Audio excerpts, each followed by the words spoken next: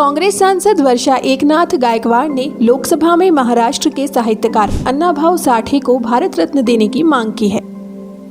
उन्होंने कहा था कि अण्णाभाऊ साठे ने अपनी लेखनी से सामाजिक समरसता के लिए लोगों को जागरूक किया।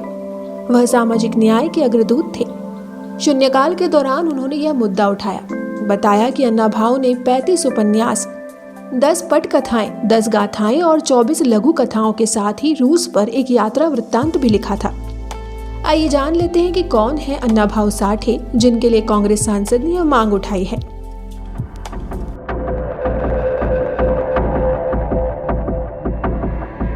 नमस्कार, स्वागत है आपका हमारे चैनल ग्लोबल 1000 में। मराठी समाज सुधारक, लेखक और लोक कवि अण्णाभाऊ साठे का पूरा नाम डॉक्टर तुकाराम भाऊराव साठे था। उनका जन्म महाराष्ट्र के सांगली जिले में वालवा तालुका के वटेगांव में 1 अगस्त 1920 को हुआ। मांग हिंदू समुदाय में जन्मे साठे का शुरू से ही कम्युनिस्ट विचारधारा की ओर झुकाव था। दलित साहित्य के संस्थापक अण्णाभाऊ ने संयुक्त महाराष्ट्र आंदोलन में भी अपनी महत्वपूर्ण भूमिका अदा की थी। उनकी मां का नाम वलुबाई साठे था। गरीब दलित परिवार में जन्मे अण्णाभाऊ को बचपन से ही जातिगत भेदभाव का सामना करना पड़ा। इसके कारण उन्होंने केवल 1.5 दिन स्कूल में पढ़ाई की। ऊंची जातियों की ओर से स्कूल में किए जाने वाले भेदभाव के कारण वह दोबारा कभी स्कूल नहीं गए और पढ़ाई छोड़ दी।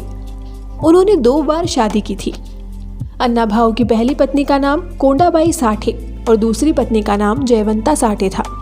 उनके 3 बच्चे हुए, मधुकर, शांता और शकुंतला। अण्णाभाऊ साठे ने युवावस्था में कई सारे काम किए। इसके बाद एक मिल में नौकरी शुरू की तो दलितों के साथ होने वाले सामाजिक भेदभाव को देखते हुए उनका झुकाव कम्युनिस्ट विचारधारा की ओर बढ़ता ही चला गया।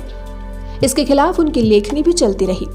गरीबी और जातिगत भेदभाव के शिकार अण्णाभाऊ ने साल 1944 में रेड फ्लैग परफॉर्मिंग ट्रुप की स्थापना की थी, जिसमें उनका साथ शाहिर दत्ता गांवकर और अमर शेख ने दिया था। 15 अगस्त 1947 को देश को आजादी मिली तो उन्होंने इसके खिलाफ अगले ही दिन यानी 16 अगस्त 1947 को मुंबई में मार्च निकाला। उनका कहना था कि देश पर सवर्ण राज करेंगे और उन्हें यह स्वीकार नहीं था। उन्होंने मार्च के दौरान नारा दिया था, यह आजादी झूठी है, देश की जनता भूखी है। भारतीय कम्युनिस्ट पार्टी की सांस्कृतिक शाखा और इंडियन पीपुल्स थिएटर एसोसिएशन से जुड़े साठे ने संयुक्त महाराष्ट्र आंदोलन के दौरान बॉम्बे के नाम से अलग मराठी भाषी राज्य बनाने की मांग की थी। डॉक्टर बाबा साहब अम्बेडकर से प्रभावित अण्णाभाऊ साठे ने अपनी कहानियों में दलितों और श्रमिकों के जीवन के अनुभव प्रकट करने शुरू किए तो ख्याति मिलती चली गई। साल 1958 बॉम्बे में पहले दलित साहित्य सम्मेलन में उन्होंने कहा था कि पृथ्वी शेषनाग के सिर पर नहीं बल्कि दलितों और श्रमिकों की हथेलियों पर है। फकीरा और जिला समेत साठे ने मराठी में 35 उपन्यास लिखे। साल 1961 में उनको महाराष्ट्र राज्य का सर्वश्रेष्ठ उपन्यास का पुरस्कार मिला। उनकी लघु कथाएं कई भारतीय भाषाओं के साथ ही 27 गैर भारतीय भाषाओं में भी अनुदित की गई है। साठे के लेखन पर मुंबई के शहरी जीवन का प्रभाव भी मिलता है। उन्होंने मुंबई को एक डायस्टोपियन परिवार के रूप में चित्रित किया है और इसे अपमानजनक, असमान, शोषक और अन्यायपूर्ण बताया था। कम्युनिस्टों से प्रभावित अण्णाभाऊ अपने जीवन में कम से कम एक बार सोवियत संघ की यात्रा करना चाहते थे। उन्हें इसका मौका भी मिला, पर उनके पहुंचने से पहले ही उनका साहित्य रूस तक पहुंच चुका था। रूस की जनता साठे को एक प्रखर कॉमरेड के रूप में मानने लगी थी। उनके विचारों और साहित्य का रूस की जनता ही नहीं, वहां के चिंतकों और राजनेताओं पर भी काफी प्रभाव पड़ा था। मॉस्को पहुंचने पर साठे ने अपना पहला भाषण मराठी में ही दिया था।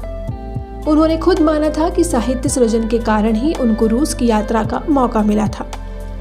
तो उम्मीद है आपको यह वीडियो पसंद आया हो। वीडियो पसंद आए तो इसे लाइक और शेयर करें और चैनल को सब्सक्राइब करना न भूलें। ऐसे ही वीडियोस के लिए बने रहिए ग्लोबल 1000 के साथ।